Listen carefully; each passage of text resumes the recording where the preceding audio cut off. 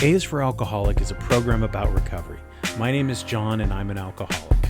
And my name is Jerry and I'm an alcoholic. Join us as we go through the alphabet of alcoholism one letter at a time. Did you see any alcoholic Bernie memes? I saw a couple of Bernie memes, where he would like be sitting in a meeting or something like that. Yeah, he's just got little fucking schnapps bottles in his mittens and he's like, let's do this.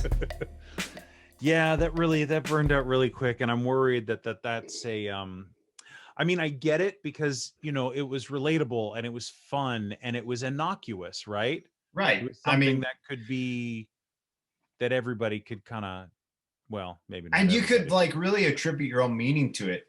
You could look at it and be like, oh, Bernie's got them Werther's originals. He's a grouchy old man. Or you could be like, yo, Bernie's dissatisfied because this is the second time he's had to sit up here when he could have been up there getting inaugurated. Right. So he's just like, yo, let's just do this shit. I got to go get fucking leeks. My fucking chicken dumpling soup. Let's go. Mm-hmm. Do you think Bernie's like a farmer's market kind of guy, or he just has the shit, like he just gets his Chinese food to go, like dumplings? I think he's probably a healthy. I imagine he's a healthy eater. I think he's like a dyed-in-the-wool fucking left winger. So he's like, yo, farmer's market, heirloom tomato. Maybe he's not a snob about it, but I think he eats healthy. I think he eats a lot of soup. I think at that age, you just fucking love soup, dude. Is that just because you're always cold? Yeah. And it's easy to eat? You don't need a lot of teeth, like you can just kind of drink it and mush up whatever's in there.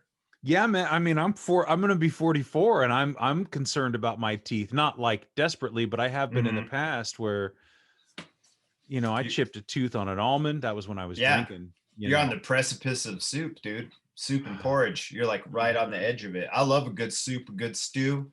Oh, what's great too is I've been making I get miso soup and then I get the noodles and I cut up and I do my own little stir fry.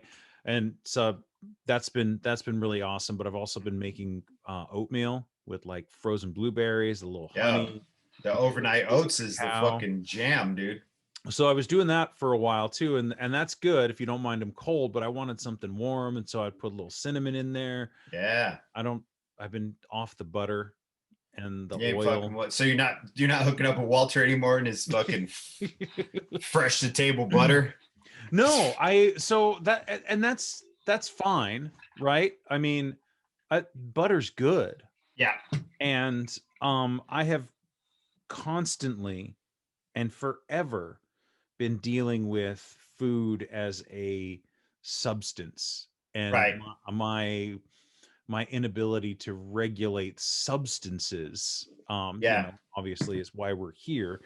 So right. It's just not the They Might Be Giants podcast we planned on doing. It was not. I mean, well, what would you, if there was another podcast, like if there I don't know. It's would a good there be question. something like if we were like, what else could you and I talk about?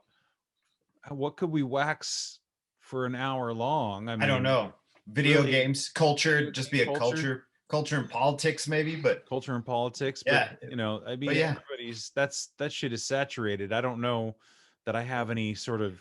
Who needs the Gen X take on culture? I mean, I think we're all doing that at this point, right? I mean, who the fuck else needs it? Some like young guy who's just like, man, I'm just here trying not to drink, and these guys are talking about fucking Gilligan's Island. Like, what the fuck? Which happens on this podcast too, though. I bet there's some sort of metaphor in there about alcoholism. Gilligan's Island, like we're all the fucking skipper. Like, I don't know. Just there's the skipper. Gilligan. Maybe Gilligan is your id. The skipper is your super ego. I don't know. I'm like, yo, and Marianne died of COVID. Yeah. Larry King's gone too. Yeah, Larry King died. Yeah. But I mean, he was 87. He was a fucking scarecrow of suspenders, dude. I mean, I thought he was dead for years. That's good. I was asking the same thing about Mr. T, but he's still kicking. Yeah, he's alive. He's a healthy guy, dude. I just don't see, when you don't see somebody or hear about them, and I'm like, huh. And I don't know why Mr. T came up. Maybe because I was watching Rocky clips. You're like, yo, is Robert Blake dead? And I'm like, no, he's in prison. He killed a lady. Is he still in prison? Yeah, he killed a lady. Yeah, he I remember that. Killed the lady. So weird. First off on the top, I guess now that we've been talking about this shit for 5 minutes, but on the top, my dad listened to D is for Drugs on his way to work, and he just wanted to make it really clear. He came in and he's like, "Hey, I was laughing at your podcast. You guys are hilarious, and just want to let you know that I wasn't really concerned about your masculinity in regards to that chainsaw. It was more like parental concern, you know. And I just want to let you know, I really took some umbrage to you saying that they were small chainsaws. I think they're very big chainsaws, and you're sitting here talking shit about the chainsaw. Is not a small chainsaw, Jerry. I just want to let you know, as your son, you're my son. I just didn't want to see you get hurt, just so you know." And now I'm like, dang, I'm on Dad Watch, my podcast. Like, Dad Watch. and the other thing was, he's like, "Oh, and you tell John that, if he's got those painkillers sitting around, he should just throw them out." What's he saving them for? There's no just in case. Just in case what? He's like, "And just so you know," and then he gave me some statistic. He's like, this percentage of people who overdose on drugs, they don't buy those drugs off the street. They usually come in and steal them out of your medicine chest. So, if John has a plumber over or something, that guy takes his Percocets. You never know, And I'm like, I don't think John has anybody in his house. I think the only person that probably steal drugs out of his medicine chest would be Walter. No, I don't. Yeah, no, that's a not, Walter joke. I don't think Walter would do that. No, Walter's actually would not steal from anybody. Walter's very. He would probably give me a very good price for them if Absolutely. if the opportunity arose. But yeah, I mean, I guess your dad's right in that I don't need them. I just thought of them as like not necessarily just in case for me. Like I don't know. I just have some perceived imaginary. It's the same reason why I have bottles of wine in the fridge. It's like, well, that's not in the fridge. Dude, if society breaks down, which it already is starting to, you can be like, "Yo, I'll trade you these Percocets and these 4 bottles of wine for like your 2 flats of fucking water." Right. Or that chicken. So it was a commodity. Give me that chicken. Mind, yeah, right? It is still a commodity. I mean, I've got a bottle in here that I'm like, "Yo, if I need to trade this for a fucking goose, I got it." Mm-hmm. So yeah, so that was kind of my thought. And I maybe I will, maybe I won't. 2021, I don't know. But yeah, I guess there's no just in case. Like Jerry, just coming from an addict's perspective. Jerry, I'll tell you. That's what I would do. That's what he was telling me. Right. Okay. Sure. Geraldo. Sure. He says, Geraldo, walk with me. Geraldo, can I talk to you for a second? That's my dad. Because that's your real name, right? No, my name's Gerard, but he calls me Geraldo. His name is Gerard. It's like, Geraldo, walk with me. That's his other favorite one too. Walk with me. And then he's got a tape measure, and I'm like, oh shit, we're going into the desert. Like, which I love, man. Yeah, I love that shit. But it's just funny because I was painting, came in yesterday. Geraldo, walk with me. Okay, Pop, walk with me. You get some beautiful shots, some pictures on your Instagram of that. That's just all around the dude. It's so easy. It's like, I'm not even trying. You just point the fucking phone up, take a picture, and then saturate it on your little editing fucking app, and then all of a sudden it's like, whoa, look at you, Ansel Adams. I'm like, nah, I'm just in a good spot. Right. Let me go downtown Tucson, take some shots, and I'll show you. But it's really like down there, dude. I'm like Grant and Alvernon, which is east side Tucson, where it's just like, whoa. Over by the Happy Dog and the fucking boarded up 7-Eleven. Dude, it's just like a naked guy fighting another naked guy in a wheelchair, just beating the shit out of each other, and both of them have Trump hats on. It's fucking crazy. Yeah. No, we don't need to see that. I like the desert pictures better. Yeah. So today's podcast. Yeah, 8 minutes into it. We're okay. I think I wanted to. Sometimes I like to take the 2 letters together because some phrase in my head kind of sticks, and so I wanted to talk about the ebb and the flow. And I believe ebb and flow tends to, when we talk about it, we talk about waves going in and coming out, in and coming out. And the thing that I have been realizing in my life as of recently, and having the last year of all of these acute crises, of the pandemic dropping, of losing my job, of losing my other job, of having to deal with unemployment, of then having to make the choice to go back to work earlier than I thought because I was scared. I was scared, but I didn't want to like burn through unemployment and all this stuff. And then in the summer we had the fires, which you had them up in Oregon too. And then there were several injuries that had come from improper exercise and or running. There was that, and then the ankles that were really killing me in April that really downgraded all that stuff. There was the breakup. There was everything leading up to the election. There was the election itself. You're There like was your list of shitty things. Is there a post-it taped to your computer of all the shitty things? This is No, like I'm this hanging is- out with my grandmother I'm and just- she's telling me all the shitty things. I'm just going through in my, and then there was the weight And you're gain. sober. That's and- pretty impressive. That and- you're not. I'm surprised you're not fucking drunk right now, dude. Mm-hmm. Yeah. It would be pretty easy. I got You wine. got some good I got reasons pain to pills. get. You got a couple good reasons to get drunk. I got them pain pills. Watch out, my dad's gonna be listening to ENF next Oh, week, being like, he's gonna call you, Johnny, Juanito. Throw them out. You need to throw him out. I heard that podcast. Got to throw him out. Throw them out. Sounds like you had a shitty year. I don't think much happened in December. Christmas. Did you have a alone Christmas. Christmas? I didn't have an alone Christmas. Christmas was pretty good. And then, New Year's, and then the insurrection. And so there's been a lot of all these acute Yeah, a bunch crises. of mhm. And Personal and in a micro and macro. right. So Right. I feel like some of these have been affected. Some people have been affected by some of these in different ways. Both we now have collective crises that we're dealing with, and then Yeah. there's also everything that people deal with personally. And I have been able to, as of the last week, kind of reflect back on it. And there has been a definite ebb and flow Mhm. of not only my feelings and my emotions. And I've talked about this before, where I'll have depressive episodes, and I'll Yeah. sink into it, and then I'll get out of it. And knowing that those depressive episodes are not going to last doesn't always make them feel better, but there's a certain amount of solace in knowing that, oh, well, okay, this might last for a few days, but it's not going to be the end. And Yeah. maybe I'm on more of a manic or positive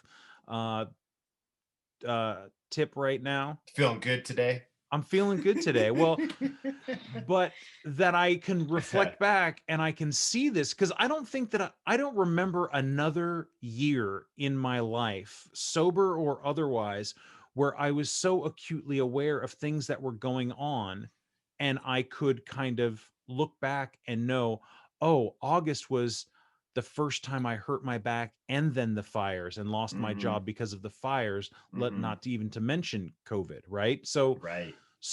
when I think back on 2019, I was not as acutely aware of what was going on in my life. And maybe that's because I had a job, or I was doing other things, or I feel like people's attention, or at least my attention, has been far more focused. Yeah. And I've been able to look back and I go, oh, okay, so these things come and they go, and they come and they go. And if I hurt Right. myself, that's not going to last forever. And so I don't have to be so sad about it. And I know that forest fires are going to be back. Yeah. Oh We yeah. all No, know that that- shit's not gone, dude. Yeah. And if I am one of the lucky, fortunate ones, I will have a week's worth of Blade Runner type skies, and I'll just Yeah. have to stay indoors and figure that out. If I'm fortunate and lucky, that's what is going to come, say August, September, and hopefully not further. But so there's been a certain sense of relief in that, knowing that the ebb and flow, so that when I look forward to the future, and go, there's a lot of people like, well, 2021, we don't know, don't make any plans, Right. shit could get wild. Right. But we We've didn't already- know in 2014. We didn't know in Right. 2010. This just happened to be a way more intense because we had a lot of crazy shit going on politically. Mm-hmm. I mean, dude, I don't know. I mean, not to get too overtly political, but everything was a wild card when Trump was president. I really do think like everything was wild card because you didn't know what the greater thing was going to be happening. Like the people that are in charge of the money to keep this whole structure running, Mhm. So, it could have been, I mean, if we had Trump in office during the Obama years, we could have all had Ebola and been bleeding out of our fucking faces to death because they didn't give a shit up top, not that Mhm. anybody really, not that in my opinion any of them really give a shit up top anyway. They just want to keep the machine running. But that's, I don't want to go down that rabbit hole yet. We'll wait on that right now. We're still on the positive ebb and flow of life. Well, so you're saying that they're circumstantial, dude, right. But like everything's so uncertain. My recovery is uncertain, your recovery is uncertain, I imagine. My attitude today, even in the podcast, is uncertain. Today I'm like, yeah, let's podcast. Next week I might be like, I don't want to fucking podcast, I want to eat corn in the backyard or whatever, like it all changes, it all ebbs and flows. Is it the how do you say it, atole? What's elote? Elote. Man, there's not enough elote action in this house. I need to make that happen. I need to put that to. Can you explain to the people what elote is? Elote is like a roasted corn cob with mayonnaise and lime and chili powder on it and salt and pepper. It's good. Pretty much with either mayonnaise or sour cream. I like mayonnaise personally because mayonnaise, I like it, but that's pretty much what it is. That's why I like all the memes about white people eating mayonnaise. And I'm like, yo, Mexican Americans love fucking mayonnaise, dude. Like, I don't know what y'all are talking about. Like a Sonoran hot dog is slathered mayonnaise. Which they don't really have anywhere else but here too. But yeah, I want to eat elote in the backyard. I want to talk about recovery today. But today I'm like, yeah, it's all ebb and flow. It's just like recovery is ebb and flow. Like we got that message from that young man about a week ago. And I liked it a lot on Instagram. He put us in a group together and we all kind of talked. And he was saying like, okay, I've got so much time. I think it was 6 months, maybe, or 9 months. It was something early. It was something in 3. He's probably listening to this going, dude, it's fucking 6 months, dummy. But he was like, yo, I think I'm out of that pink cloud. And now I'm just kind of working on the maintenance aspect of it, right? And that I think kind of lines up with the ebb and flow thing where it ebbs, it like comes in and you're like so overwhelmed that you're making this positive change in your life. Your brain's flooding your body with positive endorphins because now the endorphins that you were getting before to deal with the pain management of hangovers and your liver and your kidneys all fucked up. Now that there's a void there, so you're still getting your body's still used to flooding your brain with those endorphins to make you not feel like shit, but you don't feel like shit anymore, so you feel really good, right? You get that ebb and flow, and then after a while you regulate, you course correct, and so that absolutely makes sense even with our attitudes in life in general, Yeah. I just feel like the pink cloud is great, and there might be another one. There absolutely will be another one though. We always talk about it as if it's this one-time deal in sobriety, and that you get it in that first few months, maybe that first few weeks, few months, 6 months, and then it's gone, and then you're like, shit, the big steaming plate of reality, right?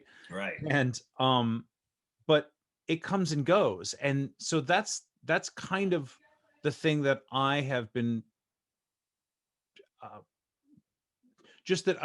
that's occurred to me is like, oh, okay, so this is great, man. Like, oh, things are good right now. Things are interesting. Things, and not that my life is fascinating, but I'm interested in my life, and that may change, and all these other things around me that I cannot control may come up, and I feel like 2020 has helped me to adapt to that and to look at these things when they happen, not as this horrifying and terrifying thing. And there are lots of, don't get me wrong, January 6th and watching it live was like horrifying and terrifying. And plus you click in on January 6th and there's 400,000 COVID deaths within a year, within a fucking year. The whole year was horrifying and terrifying, but you know what it reminds me of is like where I feel my best in my life is when I am void of everything. It's really weird, man. It's almost like a meditative state. When I feel nothing and I'm just completely in the middle is when I feel my best, because I'm like, I'm not having this crazy sugar high or this crazy sex high or this crazy high from having new shit. And I'm not having a low where my back hurts or fuck my neck up or I have a migraine. It's like right when I'm in the middle, I feel my best. Cause I'm like, dude, I don't feel anything right now. And this is awesome. Like, I don't feel pain. I don't have like I said earlier, I don't have a migraine. I haven't strained a wrist or an ankle, and I'm also not like way over the top feeling great. And I think that's what I found with drinking was I was looking for that middle void where I didn't feel anything at all, and not a numbness like I don't feel anything, more like a nothing's bothering me, nothing is affecting me. I'm just kind of floating along with it. I'm ebbing and flowing with it. I'm just rolling along, right? And so 2020, I think, in my opinion, it was really hard to find those moments where there was just nothing because there was always something. Yeah. Even outside of the news, like in your own personal life, like you dealt with the disillusion of a relationship, you dealt with the insecurity of jobs and shit, and like the fear, the immediate fear of being in a wildfire. That's scary shit. We both dealt with that because I was just like, everything I own could burn up, and that's fine. I'll let it go. I don't give a fuck about my stuff. I give a fuck about my people, you know? Yeah. But yeah, dude, there was a whole year being like, do I have COVID? An entire year of being like, do I have COVID? It's like that meme where the little cartoon meme where it's the butterfly and the guy's like, is this a butterfly? You know what I mean? And I always imagine just the butterfly being like sinus pressure. And I'm like, is this COVID? You know, it's like my whole, and even now I'm like, is this COVID? You know, because we're not out of the woods yet, but I hear you, dude. I hear you. So that 2020 has taught me that to look at things a little bit differently. It's taught me to look at everything differently. Yes, including my sobriety, and that sobriety is, this is just my life now, and that it is not that it isn't something I don't actively work on or focus on or think about or read about or watch or go or whatever, but that's just the baseline. Sobriety is the baseline. So not drinking today. Okay. Well, then now what do I work on? I want to, I want to go for a run. What am I reading right now? What am I writing about? I started writing some, I don't know if it's a short story or what, but it's just sort of these little clips. Anyhow, I don't know, but it's stuff that that I now can look at, that I'm not drinking anymore, that I now can, I don't have to have this the impending doom of not having enough booze in the house was fucking awful. It was hard to manage, dude. It was really hard to manage. Oh, I got to go out. It was sometimes impossible to manage. Yeah, because you had to go get more, so you couldn't manage that fear of running out. And I have it with little things still, like with nicotine or caffeine. Sure. Like I overdo it on caffeine or I overdo it with nicotine, but those are manageable. Like I'm just like, if I don't have caffeine, I'll be all right. If I don't have nicotine, then yeah, I get grouchy and irritable because that's just the nature of your body letting that shit go. But the alcohol was way worse. The alcohol was like being trapped in a sinking boat, It was like constant maintenance. Like you're just having to bail out constantly or you're going to drown.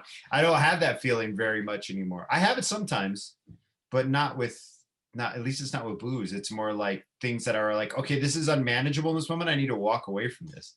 The house isn't going to burn down. I'll just walk away from it and come back to it later. And that's it. That's it. You walk away from it and you come back to it later when you can regroup and refocus. And, just because I don't struggle with the constant craving for alcohol doesn't mean that it's not on my mind or that I'm not looking for some other solution to the general problems of being a human being right now. Right.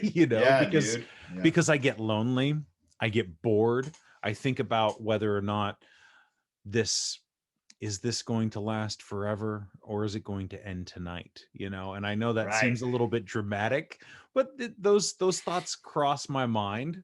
And so I feel better today, and I would say that I'm in a flow today, and I have been for the last few days. Good. I don't know, like when I think about sleeping, I try to, put my solid bedtime in. My alarm goes off at the same time every single morning now. And I don't always get to bed and feel immediately ready to rest. And so there are these nights where it's like, fuck. Again, but I can relate to that. Absolutely. Right. Dude. But when I look at the bigger picture, I go, well, this is just one night and getting angry at yourself is not going to help. And that's when I started thinking, oh, well, just make this your meditation time. If you can't sleep, you can meditate, right? And so Yeah. I just lay in the dark and do my meditation, check in with my body, and ultimately I end up falling asleep. Mhm. But I also am not to the point where I no longer, even if I have a restless night, I don't wake up going, well, my whole day's fucked. Yeah, I used to do that too. You Yeah. know? Mhm. So I think the same thing with sobriety, I imagine.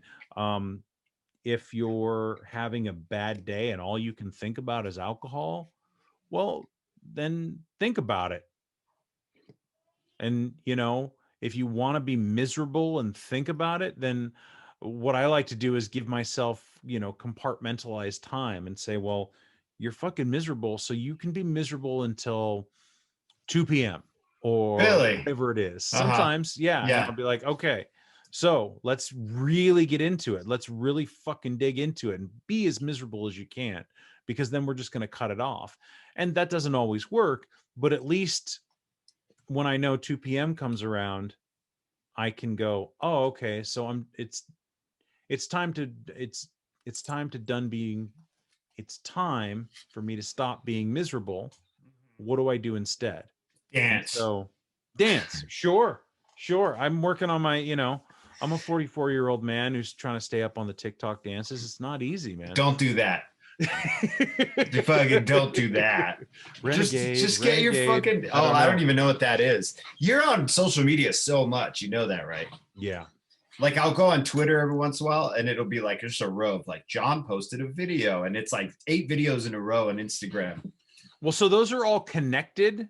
Yeah, to So, your like, Instagram. Yeah. right. So so sometimes I'll just blast off and I'll do like 8 in a row. Yeah. And And then then Twitter and then TikTok. Well, Twitter and Sure. Instagram. It's TikTok too. And then you're just Yeah. like, and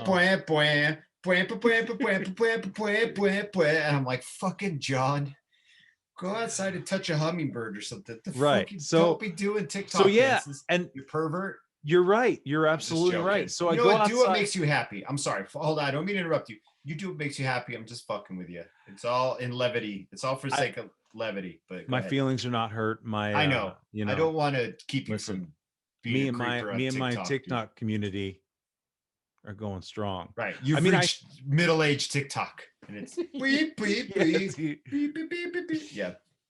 basically. Yeah. I mean, whatever, man. I think that it's been an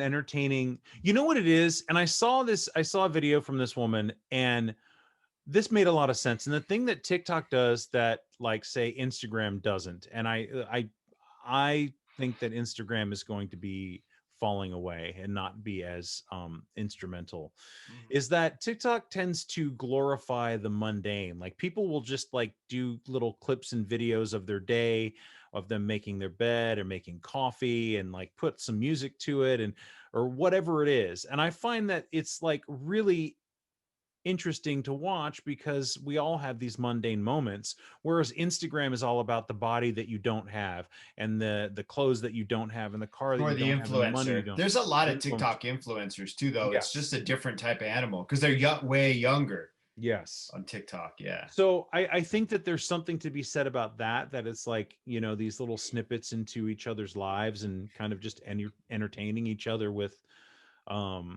just the mundane of our daily lives. But that's neither here nor there.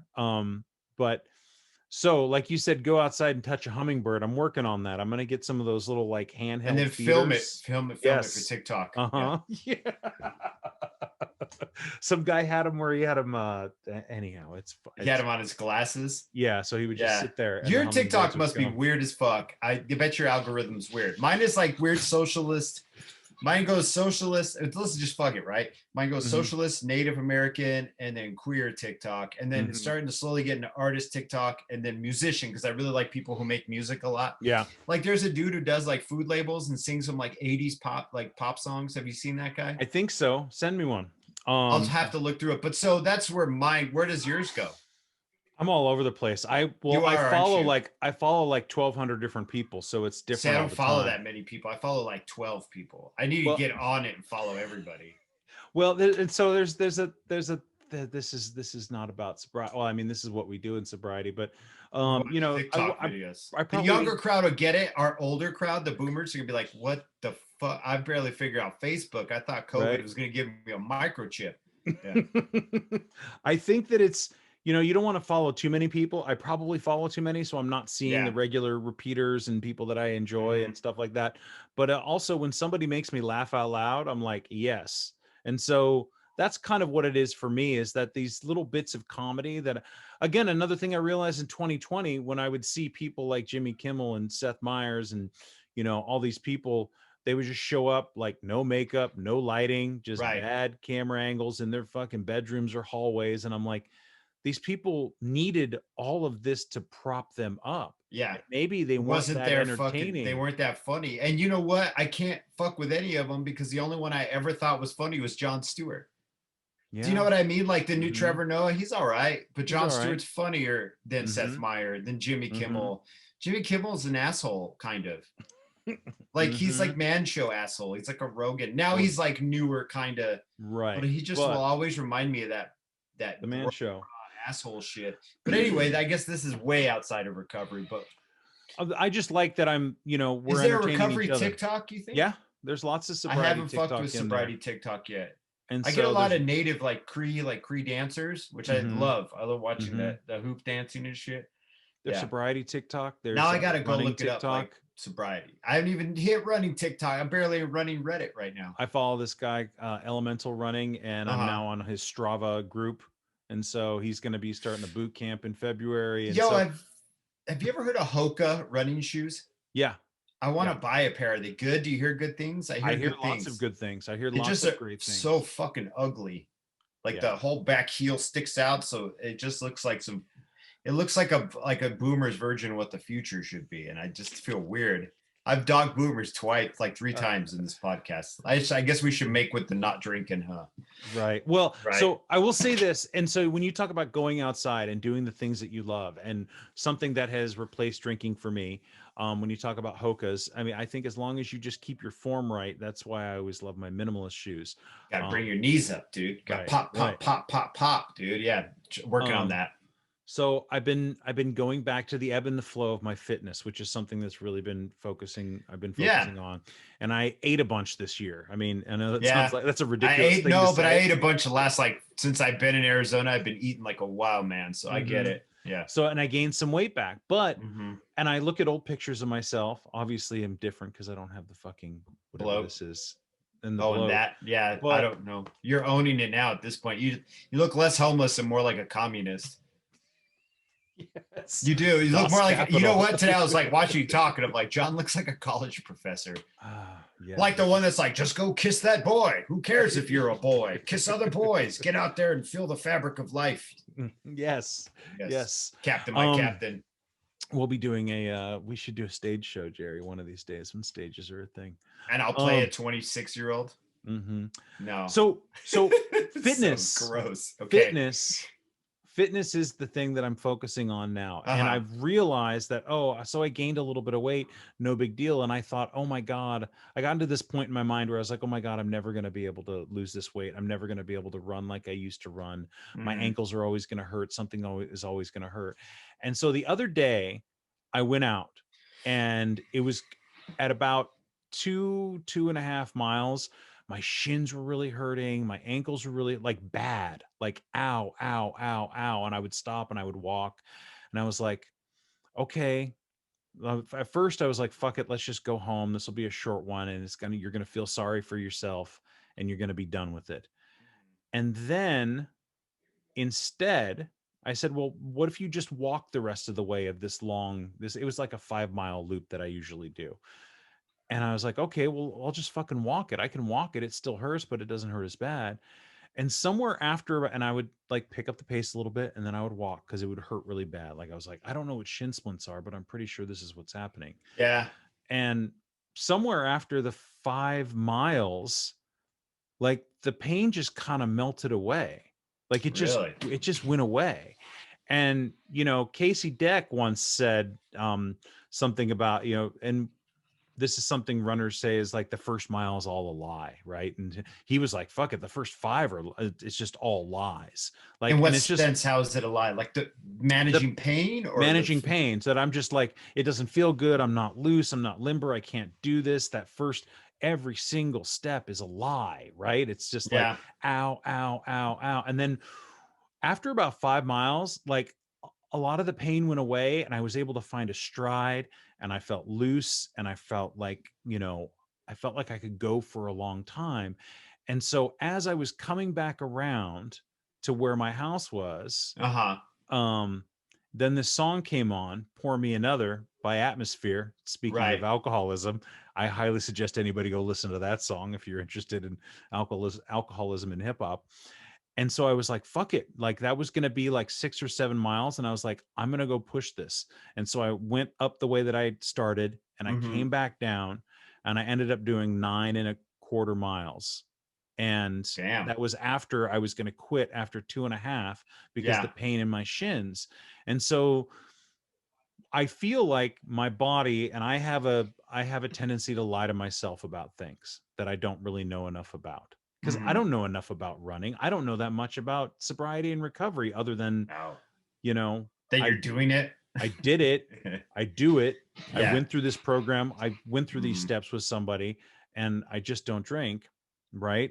I mean, but it's about the rest of my life too. And so that's the thing that I realized. I was like, oh, so I can get back into this. I'm not forever going to be on the sidelines. It just happened that I was in some pain and I had to figure out how I was moving my feet. I had to figure out that I needed different shoes, even though I loved these other shoes. They were no longer serving me. So I threw, I didn't throw them away, but I put them away. Yeah, they're like yard work shoes now. Yeah. Right. So that's something that I think can be dialed into sobriety, is just because it's whatever you're doing isn't working, whatever, if you're, we're going to a meeting or a Zoom meeting or reading in a book or working with someone in particular, and maybe that person doesn't jibe with you or whatever the thing is, it's not going to be forever. No. If you don't want it to be. Right. If you don't want it to be, right.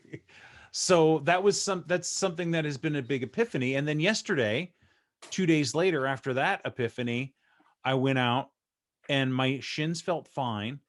And I was like, fuck it, I'm just going to go out and see how far I can go. And I did over 10 miles. Wow. And so, like. How many days apart though? 2. I had one. I was like, don't push it. No. You can't do 10 every day, John. Jesus Christ. Not yet. You will, but not yet, right? But just like when you were doing 1 and you thought about doing 3 and you were like, I could never do 3 miles. I didn't. And I was remembering one other spot where I was just walking. I was at like 270 pounds and I would just walk and I was like, that's fucking 2 miles all the way down there and back. I can't do that. I can't go there. Yeah. And now I'm just like, and so it is impressive. And so I kind of just equate that level of experience and progress in sobriety. And that, well, yeah. Can you imagine sitting there being like, dude, I couldn't go a week without a drink. Like, why would I want to go a week without a drink? Why would I? That's There's shit exactly to do. Right. But see, it wasn't like, for me, it wasn't like, oh, I can't. I physically cannot go a week. For me, I would lie to myself and be like, man, I can't go a week without a drink. Next week is so-and-so's party. And then I got band practice on Wednesday and I got this and that, all these excuses. Do you know what I mean? It was never like, it was rarely like, oh, I'm such a fucking drunk. Down till the end where I was like, wow, I need to drink or I'm going to get really sick. But the excuses kind of led into that. Oh, it's Christmas next week. What the fuck? And then right after that's New Year's. Of course, how am I going to go a week without drinking? I got to go to I got to go to Chentley's fucking New Year parties. It's excuses, man. And we're all guilty of putting those excuses in front of us. And, and we can mirror that in running. That's why I love running so much, because that process reminds me of recovery. And if you go back, if you go back to the podcasts, there was a period where I was running and you said, yeah, man, I can't really do that. I do my thing at home. And I just do my yoga and shit. Yeah. But that was the thing when the shins were hurting around mile 2 and I ended up going 9, and I was like, I'll just push through it and push through it and push through it. And you hear this a lot, and I hate the way it sounds, and it's Yeah. gonna sound corny, and it's gonna sound like I roll my eyes whenever I hear somebody say this, but when they talk about like digging deep, right, and finding something Right. else somewhere else inside of you and kind of propel yourself forward, Mhm. that's exactly what I did that day. Then whatever day that was, like 3 or 4 days ago. And I was like, okay, so that's what that is. And part of it was not giving up, not giving in to the voice that wants to give up. It was taking the progress that I was going to make in the run and going, you know what, I'm just going to fucking walk it. So Yeah. as long as I'm still moving forward, then I'm still making progress. It doesn't matter. So I redefined the success of that run. I Yeah. redefined what it was going to mean to me. And then when the pain subsided, I pushed myself a little bit more and a little bit more and a little bit more. And then when it came time to make that turn to go home, I realized, oh, I don't need to make that turn just because it's there. I feel really good and I want to see how much further I can go. Yeah. Because And all you got to so, do is turn around, you know. and I was like, well, you ain't got no job. You ain't got shit to do today. Craig, it's Friday, Craig. It's Friday. It's fucking gorgeous in California. What are you going to go? You're already going to go sit the rest of the day in your house. So you Mhm. might as well spend 2 hours out there than just, 1 or 1.5. And so it was all those little steps to like digging deep. And I didn't realize to this day what that meant until that afternoon, where I was I, like, oh, I really like what oh, your concept of redefining what success is to you, right? Is yeah. that what you said? Or Mhm. redefining?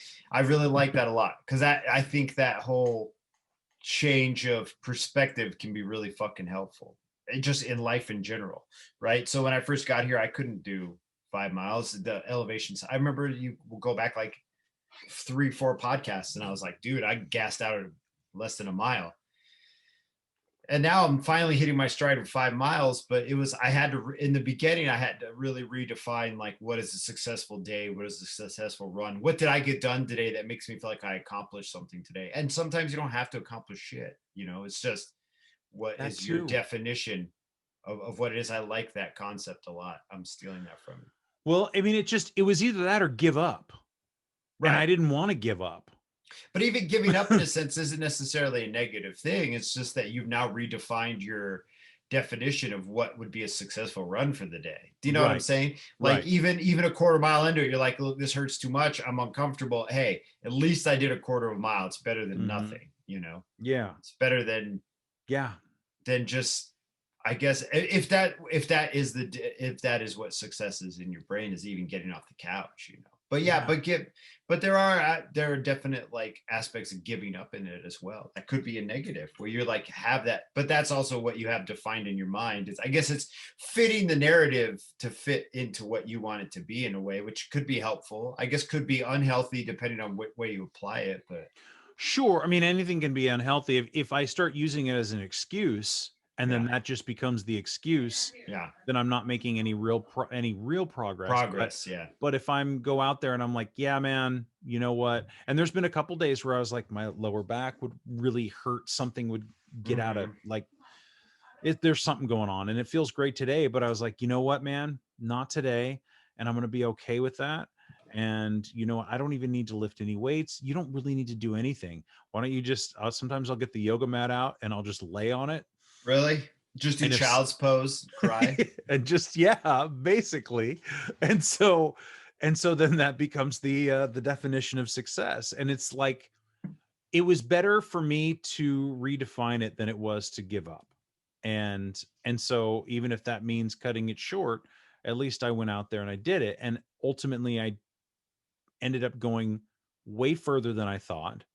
It rewired my brain to remember that like I can go that far. I can do those things.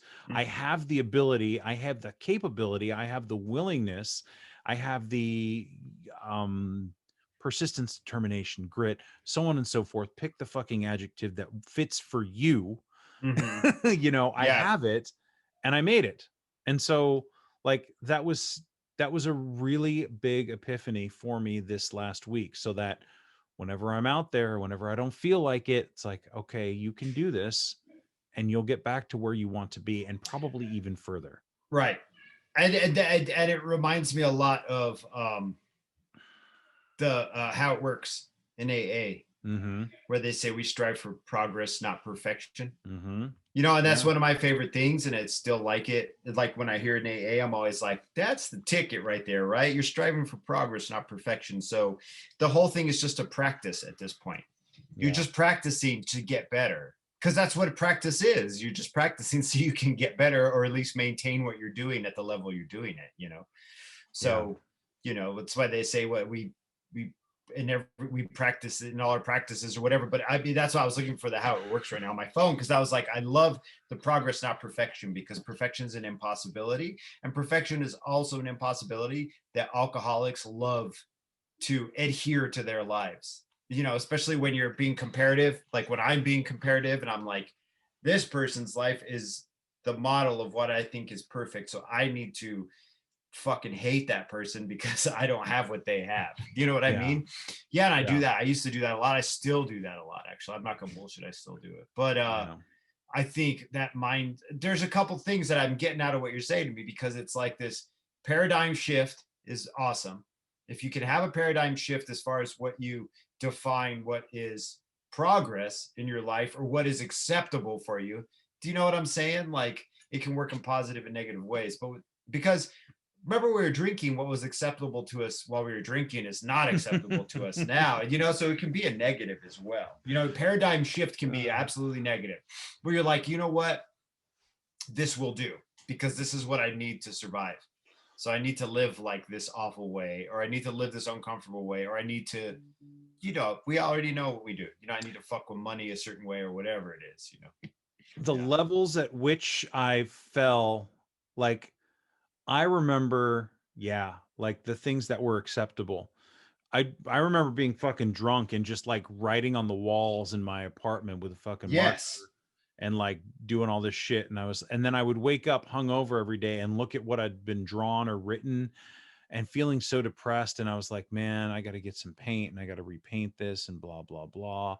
And I would never do that because that would take too much effort. And so I just lived with this reminder of the constant self-inflicted misery around me. Yeah, And it absolutely. sucked. And I don't ever want to do that again. So now I fucking pick up after myself. And somebody said something about, I was talking to my brother or something about the dishes in the sink. And I was like, I don't even do that. I don't even fucking leave dishes in the sink anymore because I can't. I can't I, either. I can't. I just can't. It's just not acceptable. You know, another thing that I think we talk about alcoholism, and alcoholism is a problem. And I had a conversation with somebody. I want to get your thoughts on this. And they still drink, but that was not what the conversation was about. It was about the pandemic and moving and dealing with family and other struggles and processes they were going through. And the thing that they said was, um, I'm really good at sweeping these things under the rug so I don't have to deal with them. And nobody really calls me on my shit. And what I heard was an invitation to call them out on their shit. Yeah. And so I said, I didn't want to just be like, hey, you're fucking up. I said, well, I would disagree with you on one point, that it's not easier to just sweep it under the rug, that you are going to spend your days walking over that lump under the rug over and over and over and over, rather than just pulling it out and looking at it, examining it and repairing it. And I said, and again, not to call you on your shit, and I said the application of that philosophy is the fourth and fifth step, right? It's solitary self-assessment is not enough. Yeah. We have to write it down. We have to share it with another human being in our higher power. And again, this is not to promote program. But in that conversation, I began to say all of this that I'm telling you right now to this person. And when I was done talking to them about solutions to their problems, they very gently just went on to something else. They were no longer interested. Gentle sway. Well, John, see, the thing is, I don't want to fix this. I just want to tell someone about it. Right. And so we spent all this time talking about problems, and it's not until we want to start talking about our own solutions does anything fucking change. Right. But also, you know, that it's just sometimes you just got to talk about your problems forever. Sure. Yeah. I mean, it doesn't. Yeah, I see where you're coming from, though, because you're like, look, if you want some input, I can give you some input, but you just want to tell me. So that's cool. But if you ever want input, you can find me at my TikTok page, John Dances. Right? Johnny Dances. What is it? Social distance dancer. Social distance dancer. Hold me closer, Tony Dancer. So, yeah, but do you know the funny thing about it? That's all compartmentalization, though. Sweeping it under the rug is just taking these things that you don't want to deal with and put them in another box. I remember doing something while I was drinking with someone, you know, doing some shit that I shouldn't have done. And that person's like, don't you feel bad? You shouldn't be doing this shit. And I was like, nah, man, I'm an alcoholic. I put everything in a little box and forget about it. I just drink it. I just drink till it goes away, you know, you know, and then it comes back at 2 a.m. when I'm going to sleep and I'm like, oh, why did I do that? You know, but yeah, it is a trip that, you know, you were like, well, but also, John, you were like, well, this is the 4th or 5th step of Alcoholics Anonymous. And if the person's not an alcoholic or a practicing alcoholic who doesn't want to hear it, they're going to be like, they're going to shut that door mad quick. They're going to be like, don't you tell me about your cult shit where you can sell me some Tupperware now too? Well, I think I left that part out. I left the part out about the 4th and 5th step, but I did say this is the application to that philosophy. And, but they had opened up, well, they had said, hey, how's your sobriety? That was their question to me. Not bad, doing good. And so, you know, I think it was more of like just concern and, you know, general concern and conversation. And I guess it just kind of all rolled out that way because it had occurred to me and just in this last week about what are the lies that we tell ourselves and what are the truths that are going to fucking set us free, Jerry. I don't mean to sound fucking corny here, but like, I had an epiphany out there on the road and my fucking shins hurt. And then they didn't. Why did they stop hurting, Jerry? It was God. God was like, bing, you just like fork finger, bing, both your shins run, my son. And Jesus was next to him and high-fived him like, yeah. I don't know. There was only one set of footprints in the sand that day, Jerry. So, but the other epiphany I had was because I took a walk that day, and that's when I had that conversation. And I was like, I don't feel like fucking running, and I'm tired. But it was like I need to get some exercise, and I need something. So I was like, just go walk. So I ended up walking for the 5-mile loop that I usually do. Hey man, it's better than nothing, you know. It's better than nothing, and it was still great. And the conversation, what the other thing that occurred to me was, we love talking about our problems. Very rarely do we love talking about our solutions. Of course we do. Yeah, because the solution means you have to do work. Exactly, dude. But a problem just means you complain. I love complaining though. I complain constantly. Everybody does, myself included. I'm not exempt to this particular to this particular phenomenon. It just I found talking about the problems to be less interesting than talking about the solution. And that was just my, just in that moment and in the last week. And I was like, I was like, well, okay. I mean, that's fine. You got problems. We all got problems. Cool. So it was just interesting for me. I was like, oh, but let's talk about the solution. And then I started thinking about my own problems. And they're like, well, I got to go. Good talking to you. All right, bye, bam. It wasn't like that, but yes. All right, Johnny, good talk. Talk to you later. Okay, bye. And I feel like people that I know that are still people I care about and people I'm close to are still dealing with alcoholism in one way or another. You know, as I got sober, we just stopped talking. And more because they know, right, that talking to John is going to What? Yeah, but the thing Force is, them? I don't think you ever, I don't know. Do you broach it? I mean, you don't open up the No. conversation with like, how's your drinking going? Like they No. ask you, Yes. every No. practicing alcoholic I've talked to when it comes up, it's because they brought it up. You still sober? Yeah. I've been thinking about quitting drinking. I've been drinking a lot lately. I'm like, cool, man. Cool. Well, Mhm.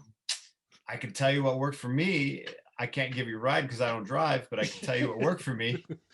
That's Right? all I can tell you is this. If you really want to get down and fuck around, I can get down. We can have like a real talk that will probably make you feel not great. Or I can just be like, do you want to know what worked for me? And then they'll be like, yeah. And I'll be like, AA, would you like me to go further? And they're like, no, I just want to go over to this part of the party and keep drinking. Right, Yeah, exactly. because that's what I did. I would do it to a buddy of mine who is still in recovery now. And I'd always be like, I've been really thinking about it, holding 2 fucking drinks. Being Jerry, holding 2 fucking double whiskeys, be like, yeah, I've been drinking a lot lately, double fisting this shit. I clearly recall doing that Mm-hmm. to him, probably So over and over again.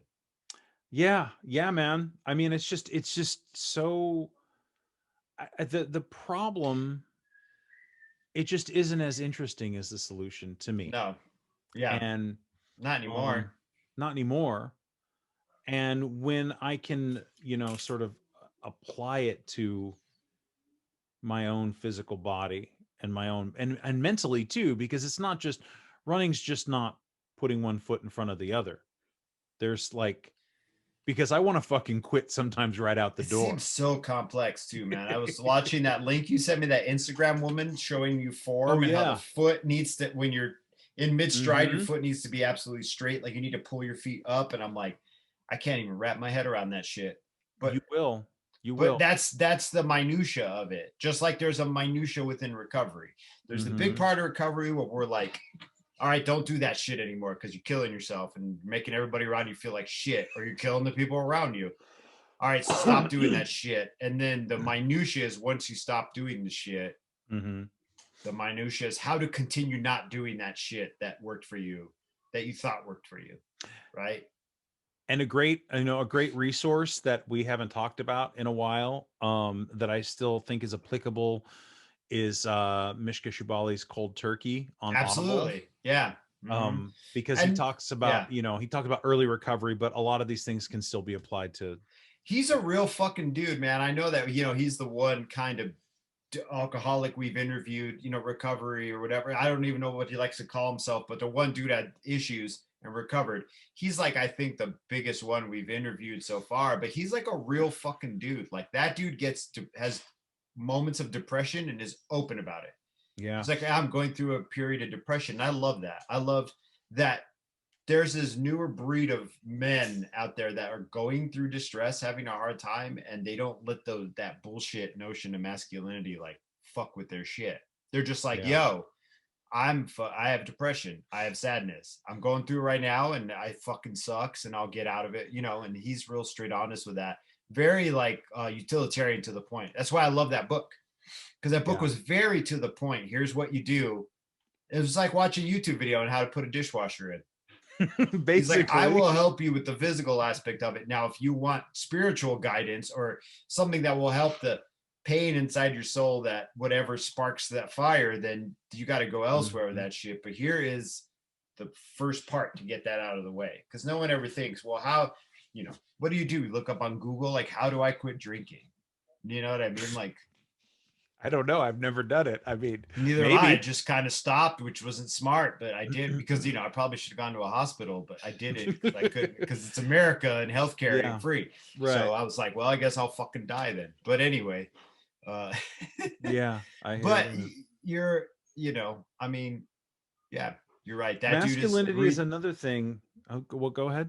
no, just read Mishka. If you're in early recovery or you're listening to this podcast, you're drunk right now, you're thinking about quitting, get Mishka's book, man. I think it's free on Audible. It was for a while. I don't know if Yeah. it is anymore, I mean, but that book, what's it called again? Cold Turkey. Cold Turkey. I can't believe I'm recommending it. Forgot the name of it. But I wish I had that shit when I first got sober. I mean, Yeah. I'm still sober now, so something must have stuck, but I think Yeah. it would have eased me through it a little better than what I was doing. Yeah. Yeah. It's just he has a way of like you said, just being straight up about things that I think Yeah. is important is Approachable. can often be lacking and seem it can well lots everything on social media can seem disingenuous, and that's why I'm It always is. that's Yeah. why I'm constantly prefacing myself whenever I want to talk about some deep or profound or big feeling, right?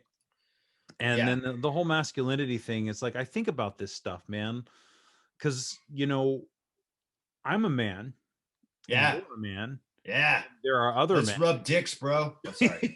Well, I mean, and if that's, I would probably most likely politely decline the request. No, that'd make the podcast hella weird. Right. Yeah. So, and that would probably be against the community guidelines on YouTube, but, Yeah. but it's just because, so there's, Puritans. there's these different, levels of masculinity or styles, or I mean, so anything that I do is masculine because I'm a man, right? I get, yeah, Well, kind of. pretty I mean, much. Well, that's the, yeah. and Yeah. Yeah. I Why not? Yeah. understand. I understand there are some pretty solid masculine and feminine traits that we mostly all of us agree on. At least the way we understand them at the moment. How about The that? way, right, the way that we understand them at the moment. But this shit has always been changing. It's always been morphing, and this is nothing Right. new. And so I feel like being, for me at least, being stoic and strong and holding it in and stuff like that has not always been helpful. And although, like, I love reading Marcus Aurelius and I love reading that meditations and the stoicism, and I can take little parts of it, but then there's a whole nother part of me that is extraordinarily sensitive and fucking gets out there, and I start crying when I'm running, and you know what I mean? And like, or in the bank parking lot or wherever the fuck, and so, Yeah. I don't think that's any less masculine than how much I can lift. And I would like No. more. But see, you and I were raised in that generation where there's still ideas of what men should do and what women should do. I still fight against that all the time. My perceived notion, because of the way, and it's no fault of my parents, this is how they were raised. It was societally, men do this, women do this, men aren't allowed to do this, women aren't allowed to do that, like I still have to crack out of that a lot. And I do it in my own little ways, but I think it fits in with recovery. I think it's really appropriate to think about societal roles of what the different sexes are supposed to do, or what the quote unquote, genders or whatever. But that's a whole other podcast. That'd be like, well, G for gender. I just think when it comes to dealing with my emotions, how I deal with them is really important. And absolutely, sobriety brings up a lot of emotion. Still 5 years on, 6 Oh, I know. You texted me about it. And then I'm like, what the fuck are you talking about? I'll be like, hey, you try these shoes? And you're like, sometimes in a run, I cry real hard. And I'm like, I'm just asking about fucking shoes, dude. But I'm sorry. I'll just like question mark. I'm sorry. I get it. But sir, this is a Wendy's. Sir. So yeah, it's just different. And I think that it's constantly changing, because how I felt about being a man in sobriety in the beginning was not the same as I feel now. And no, we're both changing. We're both going in really interesting directions. This podcast 2021 is going to be interesting. I mean, I'm out here doing shit I've never really done or been open to. Going out in the woods with a chainsaw and chopping woods and chopping down trees and all this shit, dude. Just all this stuff. Yeah, moving rocks, driving forklifts. I've been driving a tractor. How about that? I love it. It's awesome. I want to drive the tractor right now, but there's nothing to do. There's no reason to drive it. So I'm like, just a waste of gas. Just to fucking drive the tractor around the yard. But just all this stuff about work boots, about like $240 work boots. Jesus. Because I know that I've been wearing. I know the most expensive pair of shoes I own to work in. There you go. Why? Because I don't want to smash my foot when I'm fucking. Do you know what I mean? Doing all this shit I'm doing out here. Yeah. Yeah, I don't want to get bit by a snake. So, no, not that either. Mm-hmm. So I think it's just we're changing, John. We're going through changes. Yeah. I mean, it's Ozzy Osbourne. Man. Yeah. Was that his song? Changes? Ozzy Osbourne, and then what's his name covered it. Did a really great soul cover of it, and I forgot his name. But yeah. Yeah, man. So I'm again, I've said this before, I'm trying to look to the future with curiosity rather than fear. Yeah, let's do that. But yeah, and sobriety and turning. I'm going to be turning 44, and 44, then 45 dude. and 46, and probably 54 at some point, right? 54 is going to be pretty wild, dude. Right. We'll have waged, not waged. We'll have weathered the storm of the pandemic and who knows what else. We'll talk about the pandemic wars of 2021. Oh, yeah. But you know, Joe Biden storming the Capitol. Mm-hmm. But just the ebb and the flow, the waves, and like the shit comes and shit goes. And so yeah. I think a certain level of detachment is helpful, you know, and just knowing that other things are going to come back around. They will. The impending immediate crises needs to be tended to, but a lot of them need to also not be so internalized as to leave us paralyzed. Yeah. Wow. I'm gonna write that down. I'm gonna start. All right, Tupac. Right? Yeah, we'll end our podcast on that. On Tupac. Well, Charles Bradley did the Changes cover, by the way. I had to put that out there because that's Charles Bradley Changes. Look up Charles Bradley Changes. It's dope, dude. All right. But thanks for the Tupac quote at the end there. You got it. Thanks again for listening. Our music, as always, is by Neglect. You can find more of his stuff at neglect.bandcamp.com. And you can find us on all social media platforms that matter: Instagram, Facebook, and Twitter. And you can reach us at aisforalcoholic@gmail.com. Talk to you later. Yeah.